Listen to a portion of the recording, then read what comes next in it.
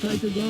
I need to push more the next time for go alone, but I see that it was not possible. I go back, try to breathe, and then the last two laps, it was like Moto3 style.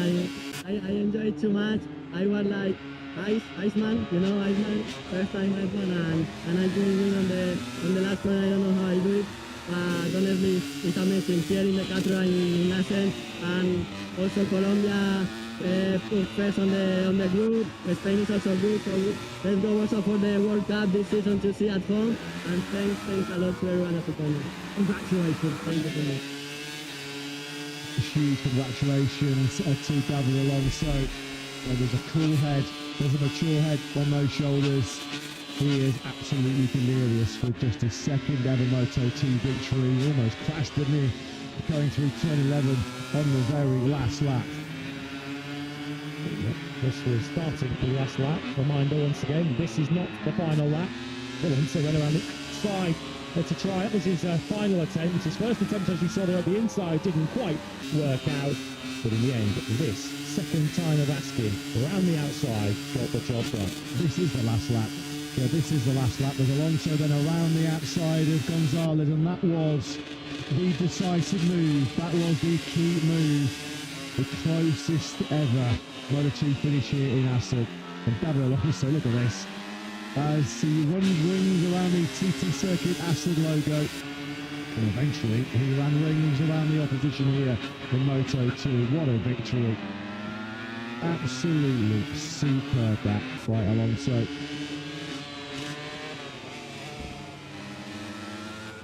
Takes him with a big foot of the water, and he's certainly earned it. Brilliant. He just said that he not thinking about the championship, not thinking about what lies in the future. Looks like he's got a MotoGP ride in his hands for next year. All he was thinking about was the moment, and his moment came in that final chicane. His moment was one of the best finishes you'll ever see in the Moto2 World Championship, the best finish you'll ever see in any Grand Prix. Like he said there to Jack in Park Ferme, Moto2 meets Moto3, because that was very Moto3-esque, wasn't it? That battle over 22 laps. 22 laps of pure drama, pure tension, pure theatre here in Assen. At the end of those 22 laps, your top three riders, Alonso, Gonzalez and Adrius, split by less than a quarter of a second. Any one of those three could have won that Grand Prix. Any one of those three in 2026. A race that's going to live long in his memory. A race I'm sure that's going to live long in the memories of everybody who had the pleasure to witness that absolute classic. It's a shame we've got the MotoGP race to come, so quite happy. I'd like to watch that one back again on the final lap. Absolutely brilliant entertainment. Rico Tirol, who has taken the management of the Aspar squad, of course, in recent years from Gino Borsoi. And the Aspar team keep on winning, don't they? And whichever classic racing we're watching. Third place for Senna Aegis. As we told Jack, he's everything to catch the top two. But once he got there, couldn't ultimately pass them. Well, but for 24 thousandths of a second, it would have been victory number 10 in Moto2 for Manny Gonzalez. But it is second in the end for him as he extends his World Championship lead. And it's victory for the extraordinary Colombian David Alonso, his 20th victory across all classes of Grand Prix racing, 18 Moto3 wins, and now his second Moto2 win.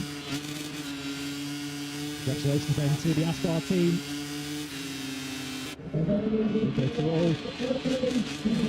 I'm sure we'll welcome Max Piles into their Moto2 fold next season with both David Alonso and Danny Holgado, MotoGP bound. Enjoy those two while you can, Nico. Senna Aegis onto the podium then. The second time in the last 3 Grand Prix. Each of those have been third places. He's looking for third place in the World Championship too. And Gonzalez will definitely go to the summer break as the World Championship leader. His advantage is now 57.5 points. As he now takes his 8th podium out of 10 this season. And as he explained to Jack, it hasn't been the easiest, the smoothest of roads to this point in 2026 for David Alonso. We got there in the end. Denied on the last lap. Denied at the last corner in Bordeaux a week ago. This time, it was David Alonso who mastered the final chicane in Assen.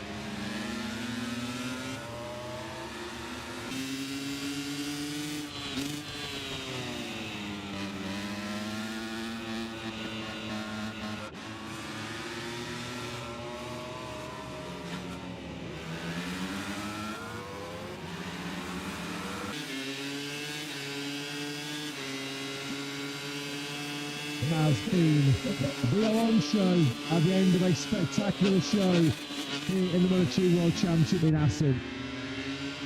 Those three young stars have just produced one of the best ever Moto2 races we have ever witnessed since it all began under the lights of the sail back in Qatar in 2010. As Queens, we are the champion, rings out in the background. Yeah. Well, those three have got a great chance of maybe playing that song once again at the end of the season as David Alonso wins a Belter in Assen. A true Moto2 classic. David Alonso becomes the sixth different winner of the season, denying Manny Gonzalez and Celo Aegis in an epic final couple of laps. Ethan Guevara fought hard, but far away the leading Boscoscuro, fourth place for him. Ortola fifth, of course, by virtue of Holgado's late long lap penalty. Huertas equals the best result of his Moto2 career in seventh, then of Salach, co-favourite by a ninth. Ferrandes also took a long lap penalty after the race, which relegates him to 10th place. Points for Lametta, Van den Borberg. First Moto2 points for Angel Piqueras, and Joe Roberts after a double long lap early on protecting the start takes the final points after Alex the Screech ignored all sorts of penalty notifications and was given a post-race drive-through. So Manny Gonzalez extends his World Championship lead despite being kicked at the post by Alonso. He's now 57.5 clear. He's back to Guevara, Celo Aegis and today's winner, David Alonso. Both leapfrog early Crasher, Celestino, Vietti. Danny Holgado stays sixth ahead of Ortola, Salach and Lopez. And home hero Colin Vaya, with his ninth place today, climbs up into the top 10.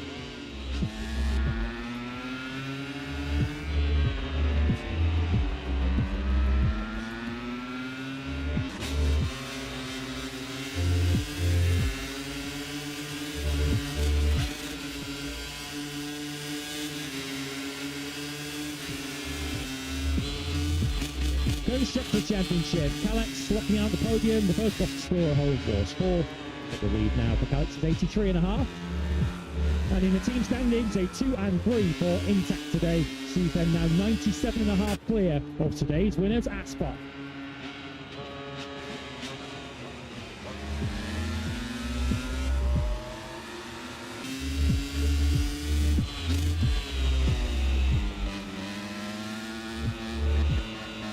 So victory in an epic for David Alonso today. His first Moto2 victory of the season. We'll begin our countdown for the main event. The MotoGP Grand Prix in the Netherlands. The build-up starts next.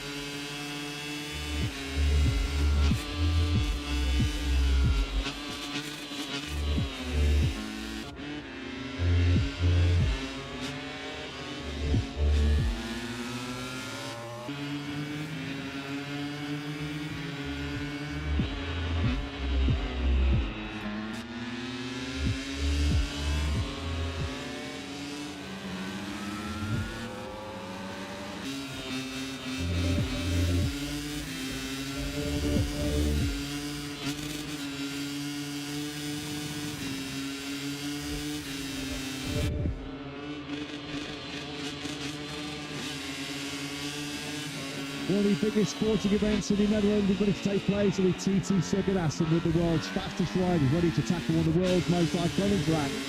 MotoGP has been racing Assen since its debut season in 1949 and has been motorcycle racing industry for over 100 years. The Cathedral of Speed is ready. It's time to race in MotoGP.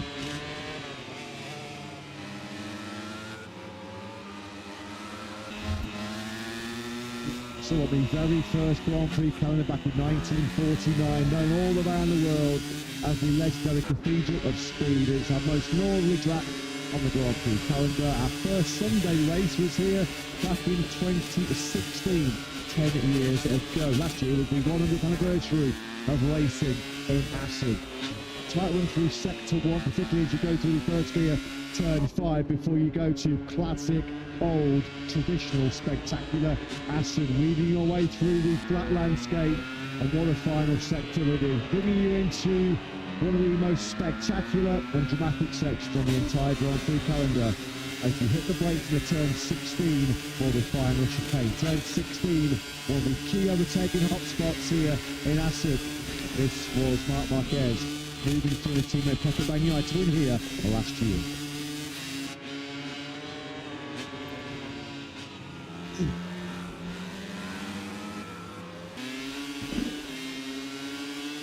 So it was a historic start to yesterday's sprint here in Assen. As 4 Aprilias locked out the top 4 on the grid. Ayagura was the early leader as Jorge Martin fired away from pole position for the first time in Aprilia colours. Ralph Fernandez though picked up the early running of the 2 factory Aprilias. Faded out of contention. It got busy with Jorge Martin and Marco Bezzecchi as they fought for the podium. Fabio Di Antonio, the only real major threat to Aprilia's domination in that 13-lap sprint, as Jorge Martin potted out the 5th place. Well, an unforgettable Saturday, a sensational Saturday for the American-based Superfile Trackhouse Aprilia team. It was in every sense a super Saturday for Justin Marks' squad as Ralph Fernandez led home an historic 1-2. Ayagura taking back-to-back silver medals after his 2nd place and pole position in the Grand Prix of Czechia last weekend. We have already had a magnificent, a truly wonderful race day number 10 here at one of our most iconic venues. Welcome to the TT Circuit Assen. Moto3 and Moto2 in particular have delivered races worthy of this iconic Grand Prix circuit. There have been over 100 years of racing here in the past, some of the best ever battles witnessed. We've already had 2 special races, and let's hope there's still plenty more to come over 26 laps in MotoGP in about, 14 minutes or so time. Matt Burton-Lewis will be in the commentary box, Jack Appleyard down in pit lane. Once again, it's very hot in the northeast Netherlands. Not quite as hot as we saw here on Practice Friday and for yesterday's sprint, where that was the perfect vantage point, giving a bit of shade from the blazing sunshine. As Marco Bezzecchi 1 week after his suspension from the Czech Grand Prix in Brno looked to try and stretch out a narrow 9-point lead in the World Championship, with just one race remaining, of course. Germany to follow in the factory ring before we head off on the summer break. Who will be our World Championship leader when we head off onto our holidays? Looking forward to this one, Lewis. It's not as hot as it was on Friday and Saturday, which potentially might see a couple of riders scramble on the soft rear tyre, but we posed a big question yesterday after Aprilia locked out the top 4 on the grid. Trackhouse was so good in that sprint. Can anybody topple the Aprilias here today in Assen? We will see. Today's cooler temperatures, I say thank goodness for that, because these have been very odd Assen-like temperatures so far this weekend, and Aprilia have proven way too hot to handle so far. Their first lockout of the top 4 places on the grid, and the rider coming from 4th of the 4 on the grid to ultimately win yesterday's sprint. It feels like Ducati are playing damage limitation this weekend, but the reigning champions are probably not going to take yesterday's defeat lying down. They, without question though, are the clear underdogs, with Aprilia the clear favourites today. Fernandez inflicting a first spin defeat on Ducati here yesterday. Aprilia have never won a Grand Prix here in Assen. It's today their big day. we're missing, unfortunately, Brazilian racing rider Ferdinand Aldeguer. Unfortunately, the 21-year-old Spaniard, the victim of a pretty heavy crash up at turn 11 here on Friday. He was diagnosed with a fracture in his back, which has sidelined Fermin from today's action. Well, we didn't see this. There was no hopping and skipping and bounding to the back of the factory of Prix garage for Marco Bezzecchi after his suspension, the martial altercation after his crash out of the top 5 in the sprint last weekend in the note. He's got a spring in his step today. And will that spring in the step take him to the top step of the podium? Already a winner in Thailand, a winner in Brazil, a winner in Austin most recently, and memorably a winner in front of his home crowd in Mugello. But it was a bit disappointing, I have to say, this day in the sprint. The sprints clearly have not been Marco Bezzecchi's forte so far this year, but clearly, I think if you go deep into the analysis of the lap-by-lap race pace, we're looking at the three-race favourite. Yeah, there's a reason that Marco Bezzecchi has already taken 4 Sunday wins this season. Of course, the first 3 Grand Prix of the season. That's what's put him in the World Champion lead, because sprints have been far short of the mark. His sprint yesterday ultimately became a battle with his teammate and title rival Jorge Martin. This is the view from behind. Pecco Bagnaia with the best possible vantage point for the Aprilia Tissot for 4th place. And Tissot and Marco Bezzecchi did at least extend his championship lead by a single point, up from 8 to 9, but he will have much loftier aspirations today. Of course, the start is going to be all important to try and get himself an early track position, which has usually been the bedrock to Bezzecchi victory so far this season. With the exception of Le Mans, but Bezzecchi leads at the end of the first lap. He leads from there on in. There's 2 sprint podiums so far this season for Marco Bezzecchi. It's a situation he's going to have to try and correct very, very quickly if he is to keep hold of this lead at the top of the MotoGP World Championship. It's been a pretty tough weekend so far for Frankie Morbidelli. This is one of the major talking points. This was on Friday when he got a penalty clearly impeding Nea Bastianini, his fellow Italian. This was yesterday, sorry, it was on Friday, not yesterday. As we can, Frankie has a 3-place grid penalty coming his way in this Grand Prix. Let's go down to his teammate though, Fabio Gianantonio, looking for a double podium here today. Let's be talking chat. Yeah, you posed the question, who can stop the Aprilia today? We're right bang in the middle of sprint yesterday with the Fabio. Great day yesterday. What's the goal for today and how do you plan to get there?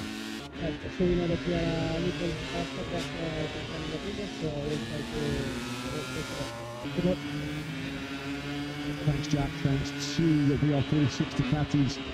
Fabio Gianantonio, the very first MotoGP podium for 9-time world champion Valentino Rossi came right here in Assen. What a day that was for Marco Bezzecchi. He took the podium in 2022, the first time that a team owner of VR46 were successful. Yeah, short and sweet for Fabio Gianantonio. He gets himself in the zone. He has now 10 sprint medals.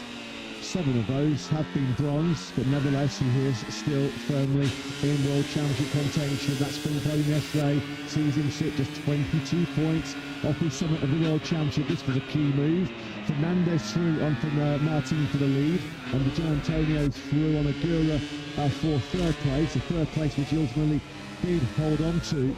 And he was the only rider that really had anything in the fight against the dominant Aprilias. Yeah, theoretically, it could end the day as the World Championship leader if results go his way. It does feel, given Aprilia's pace up this weekend, that a lot is going to have to go this way. Yeah, it's pointing to the Roma flag there, and the 49 flag just beneath it. Of course, AS Roma, the Serie A heavyweights, very close to Fabio Gianantonio's heart. He hails from that particular part of Italy. There's a hop, a skip and a jump into the back of the trackhouse box for Ralph Fernandez, and there was no wonder he has a skip in his step. Super file and super fast yesterday, wasn't it? The trackhouse Aprilia rider, it's a 2nd sprint win in the last 4. Only his 5th sprint podium in 69 though, so his rise to prominence on Saturdays has been something of a surprise, you have to say, although he is arguably on the most surrounded motorcycle in Grand Prix racing right now. Just the one Sunday success in the top class for Ralph Fernandez. That came in pretty memorable fashion, didn't it? Phillip Island in Australia last year. The lowest of that quartet of Aprilia's on the grid yesterday, but it did not harm his prospects at all, did it? He was immediately through on Marco Bezzecchi, who admitted yesterday himself he was a little bit too cautious on the brakes into the first corner. So Agura made the early running, quickly passed by Jorge Martin and led over the line for the first 2 laps. Fernandez then darting to the inside line at the Struben, turn 5 to pick off Agura. And then things just got better and better and better. Once he had made this move through on Martin into the chicane, with John Antonio fired on the inside of Agura for the podium place. Well, that was it. Ralph Fernandez was never troubled. It never looked like there was any jeopardy for him to cruise to that second sprint win of the campaign. And it still hasn't confirmed 100% his place in the Trackhouse Key next season, but that certainly looks like the wind is blowing in that direction for Ralph Fernandez, who really has weighed his game in the last 3 or 4 Grand Prix. So too has Pecco Bagnaia, because in the last 4 Grand Prix he has been on the podium in each of them being third places. For Pecco Bagnaia doesn't usually deal in thirds here around the TT circuit. Assen across all classes of racing, he is chasing a 6th Assen win today. Unfortunately for him, he had to deal with a 3rd place here last year. Of course, he is going to be a daddy very, very soon. He is already. Congratulations. Does he have the baby? Welcome was the message there, in on the message, so that is indeed the case. Our congratulations to the Bagnaias. Well, he's been the daddy in Assen on so many occasions in the past, hasn't he, Pecco? Winner here in 2022, 2023 and in 2024. Moto2 winner here as well, Moto3. He loves Assen. This is one of those places when the calendar comes out that you'll see Pecco Bagnaia tick the box and go, yep, that's a place where we can be strong. What about his teammate Marc Marquez after the brilliance of Balaton, the double win there, the brilliance of last weekend in Brno, where he fended off the late charge of Ayagura to fire himself firmly back in the championship contention. This one has been a much more tougher experience. They're going a lot tougher this weekend for Marc Marquez, who said yesterday after he was eventually credited with 6 in the sprint, track limits and things when coming away Pecco Bagnaia. Mark, you don't hear him say this very often, do you? He is riding in safe mode, protection mode, just to make sure that there's no big crash, no injuries, score as many points as you can this weekend, because we know what's coming up next. It's the Saxon Ring in Germany. It's almost a given that Marc Marquez will be picking up 37 points. Yeah, as it stands, he is 42 back of Marco Bezzecchi. I think if he can keep that below 60 today, I think that would be a job well done from his point of view, because he, like a lot of us, are expecting Aprilias to, if not lock out the podium, certainly have 3 or 4 of their bikes inside the top 5. So difficult they are to beat at the moment. And Massimo Rivola, who's hovering outside the Trackhouse box, a friendly exchange here with Davide Brivio. Surely the message in both of their minds to their riders is, we cannot afford to mess this opportunity up. Yesterday, Eppley's 11th sprint win. 4 of those have come this year. Ralph Fernandez has taken the last 2 of them. Well, it's been a real tough weekend for the Gresini Racing squad. No Fermin Aldeguer after his big practice crash on Friday. He's ruled out with a back fracture. And to say that Alex Marquez is bashed up, battered and bruised would be the understatement of the century, because he's got scars and bruises and bumps pretty much all over every inch of his body, as the former Moto3 and Moto2 world champion. Alex, and what's going to be looking like his first full weekend since the French Grand Prix at Le Mans for Alex. They're still in recovery mode after his bruising crash with Pedro Acosta in the Catalan Grand Prix. Alex Marquez had a real big crash at turn 11 on Friday afternoon. A big bruise on his head, he's lost skin on his left hand, lost skin on his left arm. This is going to feel like probably one of the longest 26 laps that Alex has faced in his Grand Prix career. Confirmation, as mentioned, that he'll be going alone for the Gresini squad. You saw the quotes there from regarding Fermin Aldeguer. His participation, of course, in this weekend is over and will also miss next weekend's, or the next German Grand Prix. Confirmation there from the team that he's extending his summer break, Fermin Aldeguer, with the team deciding to rest him from the German Grand Prix and essentially extend his summer break so he's fully fit for Silverstone. It does not present a chance for Leclerc to step back into the Gresini squad next year, because he'll be on World Superbike duty the British round at Donington Park, coming from that very same weekend. The Tranmere sprint yesterday lasted all of 4 corners before, unfortunately, the DNF count for the Spaniard, the 2020 world champion, tipped into double figures. his 10th DNF off-group season, 5th in the sprints. Fabio Quartararo, well, he started this Grand Prix here last year in Assen.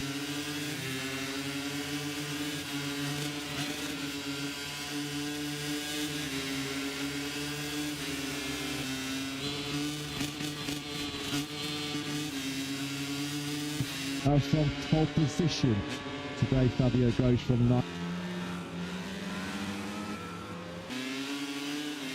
And he excelled once again to get himself out of Q1 into Q2. I think not exactly over optimistic. When he say if we can get in the top 10, that would be a very good result for us, but it's exactly what Fabio Quartararo did. Of course, got points for that. Points are only available to the top 9 in the Tissot sprints. Fabio Quartararo has actually got quite a long time since scoring the World Championship points. Hasn't scored anything since he got that big place in that restarted race in Barcelona. In terms of Sunday Grand Prix, I think it's third time he's done 3 successive Sundays without a point. For the second time, he has never gone 4 Grand Prix in a row, Quartararo, without scoring a point. So certainly we wanted to stop that awful record in this upcoming 26-lap race. You can still there's quite a few riders that are still patched up, walking wounded from that Catalonia Grand Prix a few weeks ago. The strapping, the bandages all over the left middle finger for Fabio Di Giannantonio. That was, of course, when he was struck by a flying debris from Alex Marquez's Regina Ducati, which just destructed herself in it after Alex's contact with Pedro Acosta. So still not exactly in peak physical shape as Fabio Di Giannantonio.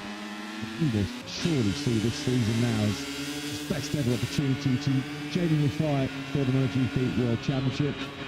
On the subject of the ongoing effects of Catalonia, Johan Zarco is a long-term absentee at LCR Honda, so once again taking his place is the wily old fox, 40-year-old Cal Crutchlow.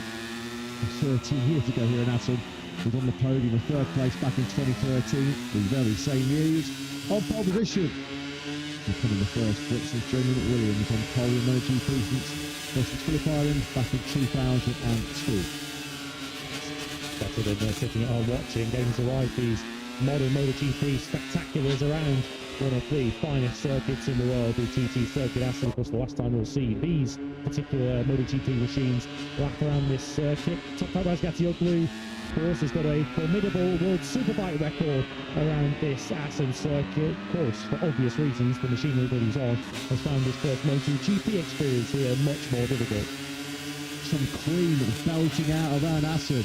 We will rock you. Well, let's hope that the fastest riders in the world will rock us. Coming up in just under half an hour's time, it's going to be round 10 in this year's MotoGP World Championship. Jorge Martin, this is going to be a new experience for the Martinator. Never in a Grand Prix previously has he launched the Aprilia away from pole position. Brilliant performance in Q2 yesterday to take his 21st career pole in MotoGP, his first since Phillip Island back in 2024, of course. Back then he was on the Pramac Ducati. Oh, the Ducati next year will be this young man, and deservedly so. Pedro Acosta, the 22-year-old Spaniard, confirming on the eve of this Grand Prix of the Netherlands that he'll be in red next season. The mouth-watering prospects, the dream team, the superstar Spaniards. Marc Marquez versus Pedro Acosta, that will be a big theme, a big story as we move into the new 850cc era, the new Pirelli tyre era in MotoGP next season. And Acosta, well, I think Lewis, he'll be relieved to see the checkered flag, given some of the yet more technical problems that have come his way this weekend in Assen. KTM were able to explain the issues that Acosta had yesterday morning when his bike broke down in the exact same manner in both pre-practice 2 and in qualifying 2. Not that that necessarily improved Pedro Acosta's mood as he let it rip a little bit, it has to be said, with regards to KTM's recent mechanical and reliability problems. When he spoke to the media after the sprint yesterday, with Pedro Acosta finished in 9th place, which he might be where he'd have finished anyway, but of course he wasn't helped by a mistake on the first lap. They went wide full turn 7. Can he disrupts what is an absolute posse of Italian motorcycles between Aprilia and Ducati? We and Enea Bastianini looking to put KTM in the mix today. Yeah, not a bad race, not a bad sprint yesterday for Bastianini, who took the checker flag in 8th place, just got stuck behind the two factory Ducatis, didn't he, of Marc Marquez and Bagnaia. Nevertheless, it was only 8th time in 31 sprints in orange, and then he was able to find himself in the point scoring places. He was involved in that incident with Frankie Morbidelli on Friday, which has seen Morbidelli cop a 3-place grid penalty before this upcoming Grand Prix. So Frankie will be now launching away from 16th rather than 13th as in eco mode. In fuel save mode is Marco Bezzecchi. 7 days ago, Marco Bezzecchi was a sad and apologetic spectator in the Czech Grand Prix. He didn't get the chance to start the Sunday race. He was suspended for his upstation with the marshal following his crash out of the sprint. Is Marco going to completely reverse his fortunes? 1-3-4. He has been superb for so much of this weekend, although not, you'd argue, in the sessions that truly do matter, where pole positions and points are up for grabs. He's been fastest in pre-practice 1, fastest in practice, he was fastest in FP2, didn't get top spot ultimately in qualifying nor in the sprint. He was then fastest though in the warm-up session this morning, underlining why he is the red hot race trophy today. He studied the ship yesterday in that sprint, certainly in terms of Marc Marquez's recent onslaughts, but he did take 2 points back on the reigning world champion after he had been hemorrhaging points big time. Hanley in the last couple of rounds coming into this Assen Grand Prix in Balaton and Brno. Marc Marquez clawed back a massive 62 points on Marco Bezzecchi, who's seen himself on the big screens and gives it a little cheeky wave. Is he going to be the 300th MotoGP winner? Is it going to be 300 MotoGP wins for Italian riders? Marco Bezzecchi has got simply the bears on the back of the leathers. He was simply the bears in Burra, simply the bears in Goiânia, simply the bears in Austin, simply the bears in Mugello. Is it going to be his turn to top a lot here today in Assen? Or not just Bezzecchi, potentially looking to make that piece of history. They see Pecco Bagnaia, who of the current grid has the most MotoGP victories for an Italian rider, 31 of them. His 32nd today would be the 300th for Italian MotoGP racing. Of course, Fabio Di Giannantonio can also potentially earn that distinction today if he could notch his 3rd MotoGP success. Yeah, Ducati's most successful rider in history is Bagnaia, but he will not be at Ducati next year. A rider who's told us frequently throughout his career, in 8 seasons with Ducati, 6 in the factory team, that was his home, that was what he saw his place for the entirety of his Grand Prix career. But he has signed a 4-year contract to join Bez in the factory Aprilia team next year. There's 31 wins on those 2 world titles, 2022 and 2023. Have made Bagnaia Ducati's most successful ever Grand Prix rider. His 63rd podium came last weekend in Brno, which did move him into the outright 10th place in the all-time podium list. He's now only 1 behind American legend Wayne Rainey, but he will be with new employers next year as he moves into that Milani factory garage. Slightly slower than what he managed in the sprint yesterday. Coming to the grid is Raul Fernandez in that fuel save mode. What can Raul Fernandez do? He has never had a victory double. He's got a great crack at it today here, hasn't he, in the Netherlands? He was superb to win that sprint yesterday. Never looked really troubled once he'd taken the lead on lap 3 of 13. Such a fascinating World Championship situation at the moment. 56 points, covers the top 7 riders. With the MotoGP World Championship, Bezzecchi leads Martin by 9 points. Fabio Di Giannantonio is 22 of the lead, Marc Marquez 42 and just a point ahead of Ayagura, who himself is becoming an ever greater presence in this battle for the MotoGP World Championship this year. Pedro Costa, despite his recent misfortune, is 53 off the lead. Pecco Bagnaia chasing a 3rd MotoGP crown this year, 56 off the lead. 7 genuine title contenders as we close in on the halfway stage in the season. 20 poles on the Ducati for Jorge Martin in his MotoGP career, but this is his very first on the factory Aprilia. Can he capitalise on his brilliant Q2 performance? For just the 2nd time in Grand Prix history, Aprilia lock out the front row. First time they never locked out the top 4 on the grid, which you can now see. Jorge Martin, Ayagura and Marco Bezzecchi on that all Aprilia front row. Medium front, medium rear for each of them. Does anyone have the bravery to go for the soft rear tyre. We'll find out as we cycle through the grid. It's Fernandez, Bagnaia and Di Gianantonio on row 2. Marc Marquez starts 7th ahead of Pedro Costa and Fabio Quartararo, a heavyweight 3rd row.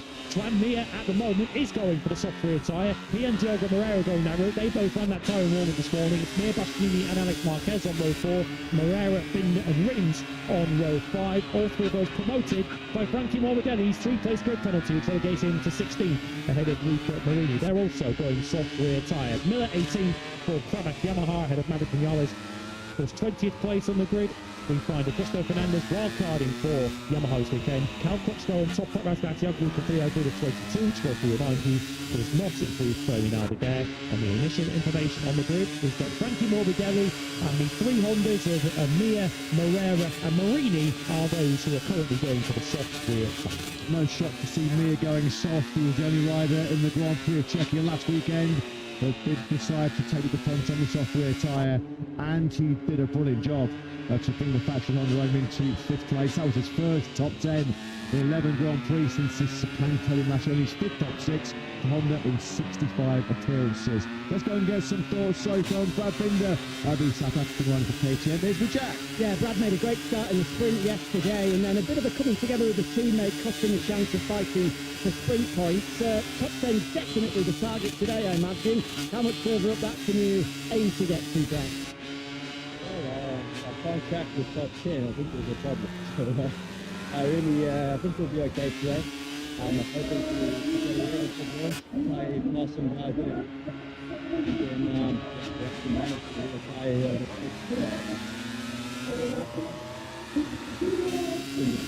Have a good one. Got a good record here as the 30-year-old South African. Had points in all 5 MotoGP starts. 3 of those have included top 6 finishes. As we get ready then for our pre-race ceremony. So some way to arrive for the other singer of our national anthem in about 8 or 9 minutes time. Sense that I wouldn't dare to try and take on, I have to say, but an impressive way to get rid of himself into the grid, and the pre-race ceremony about to go underway. And as we remember from last year, of course, the centenary edition, they do put on a show here on the grid at Assen. Well, we've got the Mark Nature on pole position. I'm getting Terminator vibes here from the pre-race grid ceremony. So, yeah, the organisers here at the TT Circuit Assen, well, they do know how to put on some spectacular show, don't they?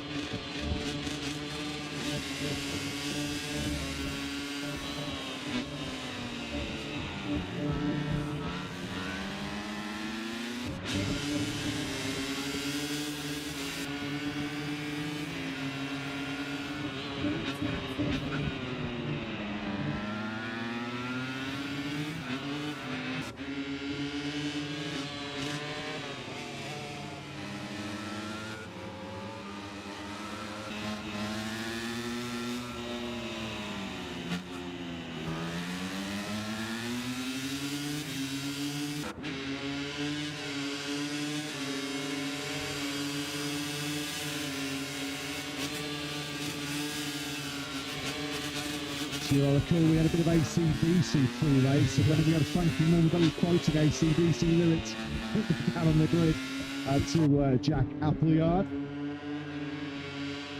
Feel the temperature rising was one of the lyrics we just heard. He is hot one. This has been a scorching Dutch TT this weekend as we're in the midst of a summer heat wave, but it hasn't dulled or dimmed the interest of this incredible crowd here at Assen. Once again, they have flocked through the gates in their numbers for the Dutch TT. Well, it has already been an incredible weekend here at Assen before Aprilia on pole position with Roy Martin for the first time, a Trackhouse 1-2 in yesterday's sprint. Still top 2 in the World Championship with Bez and Martin. What can they do this upcoming Grand Prix? Paolo Bonora, the boss, joins Jack. Yeah, Paolo, just enjoying a little bit of Elvis Presley on the grid. Are you a big fan of Elvis? No, it's fun to hear this very, very enjoyable, absolutely. It's something that we are not used to seeing in the grid. So, it is very good, absolutely. So you don't want the grid to be too shook up by the end of the race with riders first and third. Firstly, let's touch on those. Jorge Martin. Yesterday, something just didn't seem right. Yeah, absolutely. We have to be very happy for his first pole position with us. But to be honest, he struggled a bit yesterday during the sprint. He didn't find the confidence, enough confidence to go inside the corner with confidence. Also this morning we tried to adjust a bit, but we missed something still. So at the moment we come back to the standard setup, and we think that he can manage in a good way. But to be honest, we think that Ogura, Raul and Marco has a little bit more margin than him. Marco in particular, World Championship leader, it's been a difficult few weeks. How vital, how important for the win today be? As I told you, and I confirm still today, it's very important for us. It is important for us, it is important for him, and it is important for all the Aprilia factory to show that we are part of the game. I only wish we had a camera here because Paolo's knees are trembling Elvis Presley style in anticipation. Good luck, Paolo. Ciao, thanks. There's nothing that's going to shake up Paolo Denora, is there? After brilliant interview once again down there with Jack. Packed to the rafters once again is this TT Circuit Assen, a Sunday crowd just over 108,000. The weekend crowd just shy of 194,000. That does now mean for the last 9 years in a row here at this grand venue in the northeastern Netherlands, the Sunday crowd has tipped over the magic 100,000 mark. Brilliant once again by the Netherlands MotoGP fans. The current layout. First used, 20 years ago now, back in 2006. Lost none of its charm, has it? Lost none of its traditions here in Assen. Pedro Acosta's had his trials and his tribulations so far this weekend, but he always tends to find something special on Sundays, doesn't he? Let's get his thoughts with crew chief Paul Travacco with chat. Yeah, absolutely. Not the easiest weekend so far for Pedro, but coming through from the third row of the grid, a weekend dominated by the Aprilians so far. Can Pedro get in the mix? Yeah, I mean, to be honest, we had problems at the time when we didn't want to, so we lost a lot of time on the Saturday, which made things a bit complicated for us, and I believe we could have been on the first two rows, which would have really made things better, you know. We made a step this morning. We need to see if they can carry on through to the race, and it's all about the start and getting there. If we can hang on for dear life, we can see what we can do. Good luck, Paul. Cheers, mate. Thank you. It might be a case of hanging on for dear life when he's up against those factory Aprilians ahead of him. As always, appreciate the time of Paul Travacco in these high-pressure, high-stakes moments. Just moments away from the start of our 10th round of this year's World Championship. Certainly are loving this pre-race build-up. Just we are in the corner. We've got some I'm sure you are watching at home as well.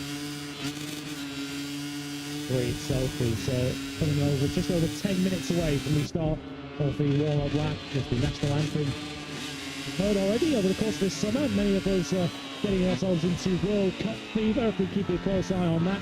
Certainly the Dutch fans here before that particular sport would enjoy what they've seen so far. Pecco Bagnaia then comes back onto the grid. This is one of his most successful Grand Prix venues, isn't it? 4 podiums in a row for the first time since he won the last 3 Grand Prix of 2024. Decided 2025 last year with a rostrum behind the Marquez brothers in Thailand. He wants to be back on the top step, doesn't he? He wants to be back on the top step for the first time with the Japanese Grand Prix in Matega last year, which he told the media on Thursday was when he made the big call, the personal decision that his time was up at the factory of the captain. It was time to seek a new challenge, time to start a new chapter, an adventure in his Grand Prix career. And he's asked for his reasons why that was such a pivotal and key moment, and his message was pretty loud and clear. Now is not the time or the place to divulge that kind of information. Watch this space. What were the key reasons which pushed Pecco Bagnaia from the red to black? It's only been a special 24 hours in the personal life of Pecco Bagnaia, which certainly affects he was very keen to keep private, as we saw in the Ducati box a little bit earlier on. Pecco Bagnaia has become a father. We send our congratulations to Pecco and to his wife Dimitria. So Pecco Bagnaia personally must be on an absolute high at the moment. Can he add some professional joy to that today? Very short, we're about 30 seconds away from hearing the national anthem of the Netherlands.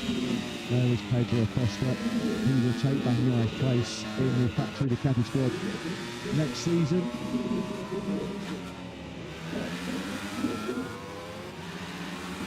As busy as it always is here in Assen.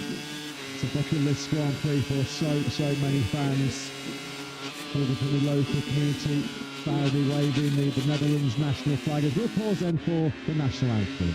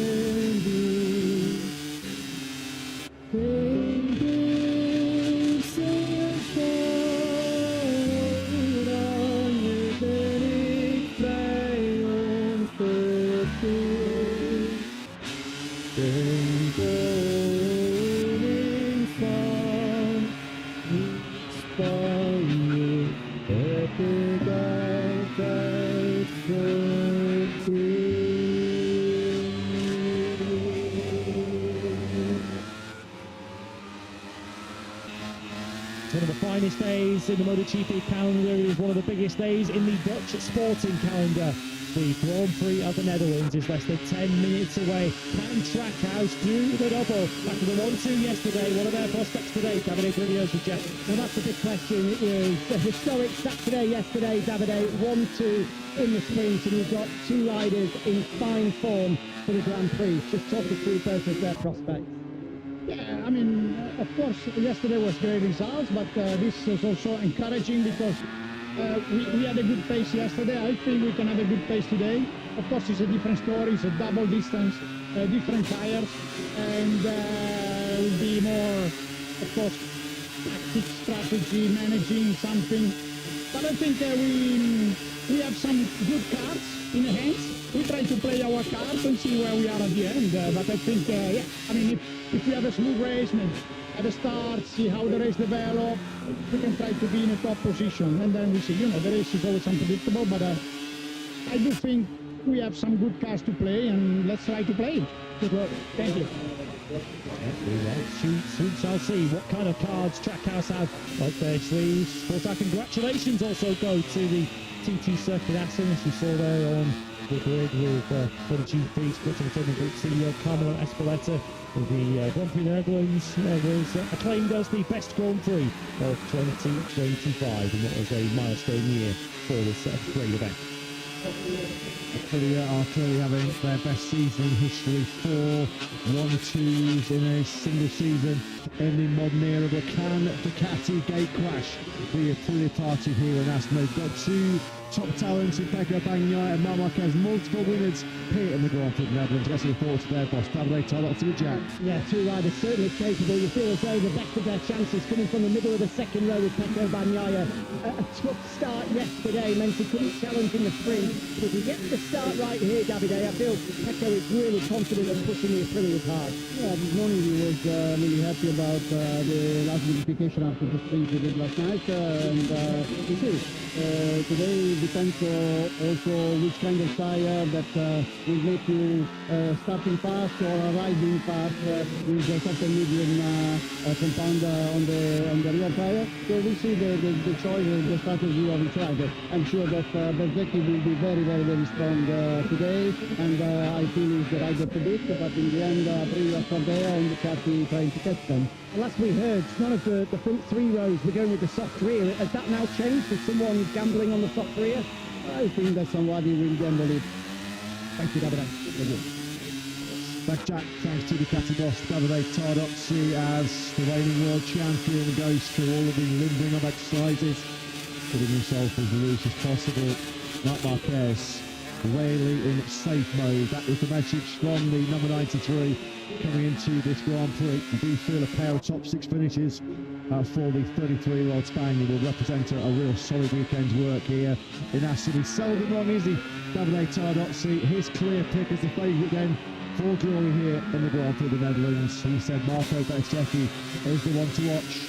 He's the one to catch and the one to beat for Ducati.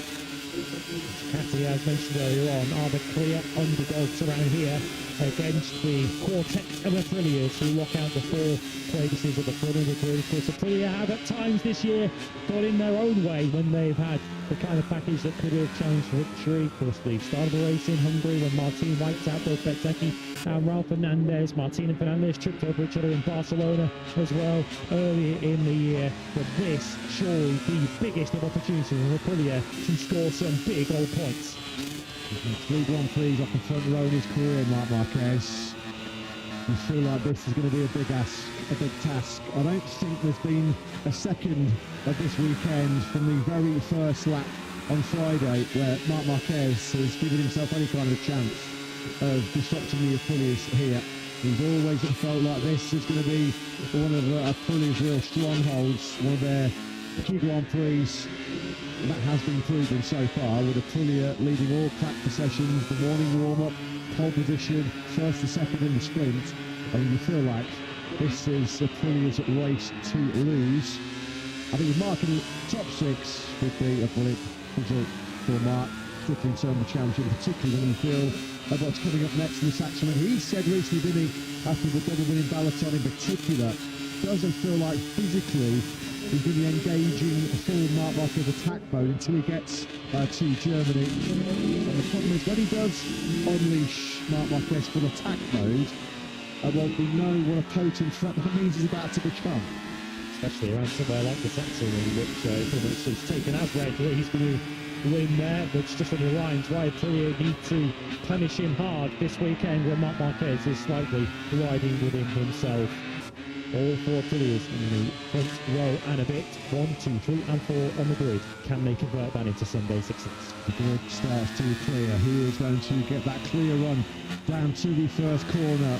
4 Aprilias inside the top 4 on the grid. Front row then. Marco Bezzecchi, the world champion leader, starts in P3. Ayagura, back-to-back front row starts for the Japanese rider, and back-to-back sprint podiums. But for the first time on the factory, Aprilia, it is Jorge Martin, the 2024 MotoGP World Champion, that leads the field away here in the Netherlands.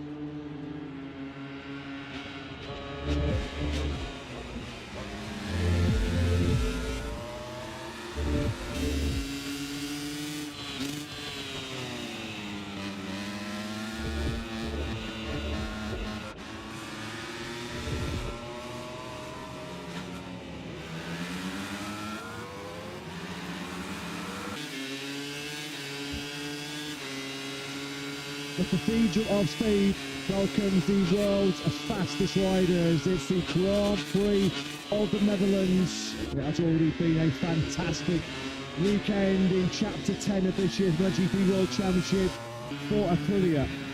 Jorge Martin about to start his first Grand Prix on the RSGP from pole position.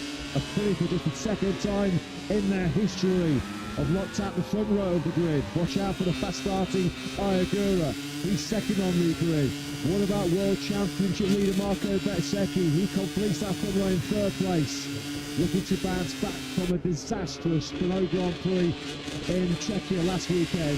And for the first time in Grand Prix history, another GP race will start with 4 Aprilias leading the field away. Coming up next then live, 26 laps of one of the most hallowed piece of tarmac in history. 4.54 kilometres is the challenge facing the world's most talented riders. It's the TT Circuit Assen. Australia, Phillip Island was the last time Jorge Martin led the third away from pole position. Martin so far this season has been 4 Sunday podiums, 1 win on a double win for him in Le Mans weekend. That was for Aprilia and for Martin in France. He's second in the World Championship. He's 9 points behind Marco Bezzecchi in the standings. Is he going to be the rider to stop Ducati's Grand Prix domination here in the Netherlands? Ralf Fernandez ended Ducati's undefeated run in sprints here yesterday. Ducati have won the last 4 Grand Prix. Fabio Quartararo on the factory Yamaha.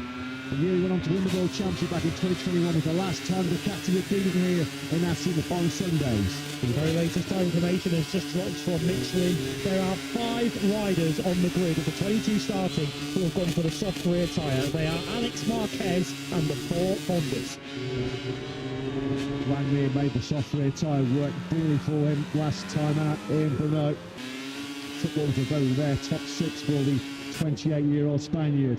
Through the smoke haze, through the flares come the top riders. Nearly 200,000 fans have come to enjoy MotoGP in Assen this weekend. It is the 9th year in a row that our Sunday crowd has beaten 100,000, despite the fact we've been in the middle of a European heatwave. It has been super hot, the Aprilia is super fast.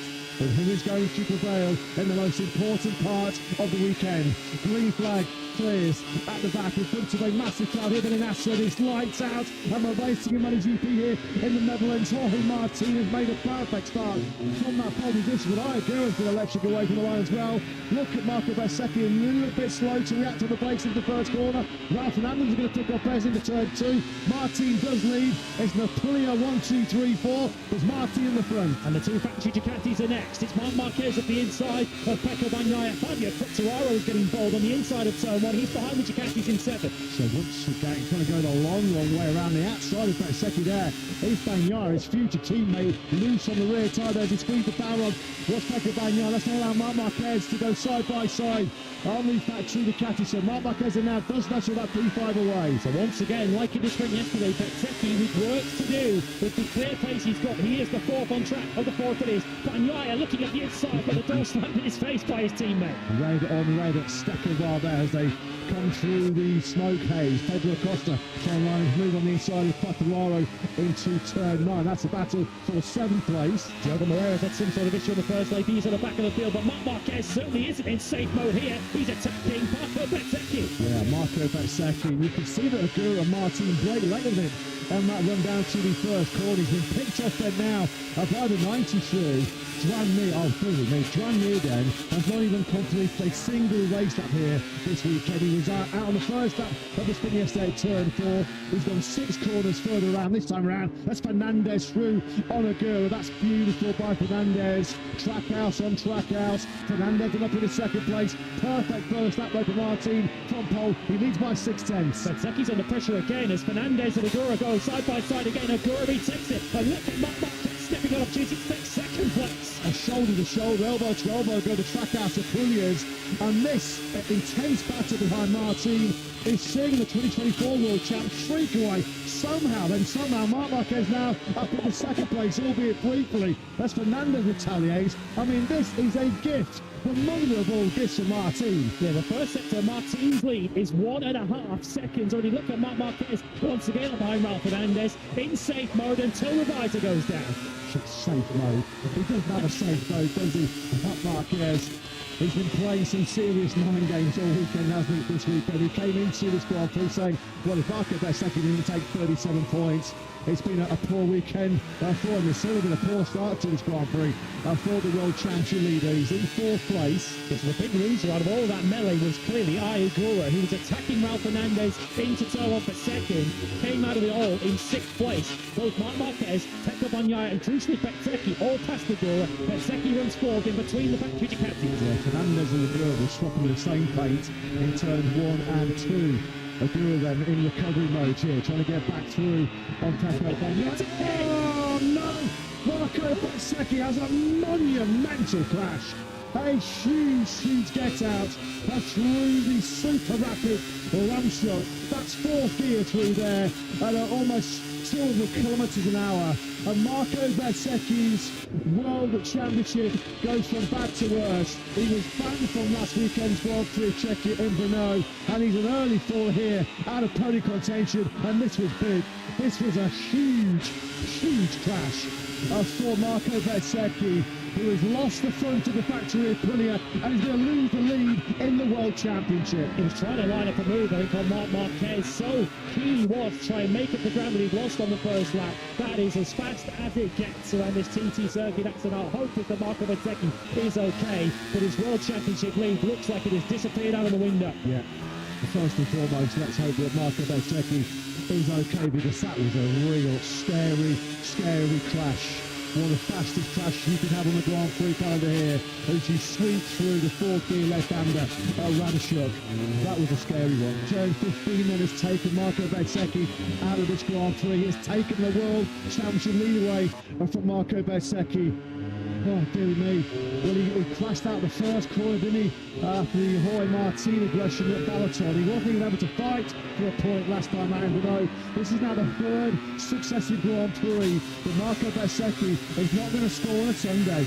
And at the moment, it is Jorge Martin who will take the World Championship lead away, as Pedro Acosta takes fifth place away from Pecco Bagnaia, who isn't making the kind of progress we thought he'd make from those early stages. In terms of the World Championship, one rider who is struggling here, who's still in the race, is Fabio Gianantonio. Looking at the top of the picture, detached already from this leading group. Diggia's only down in 7th place. Brilliant early taste this by Martin and Fernandez. The two Spaniards are the fastest riders on the circuit by a mile. They're both the only riders in the 32s. That's the best possible news.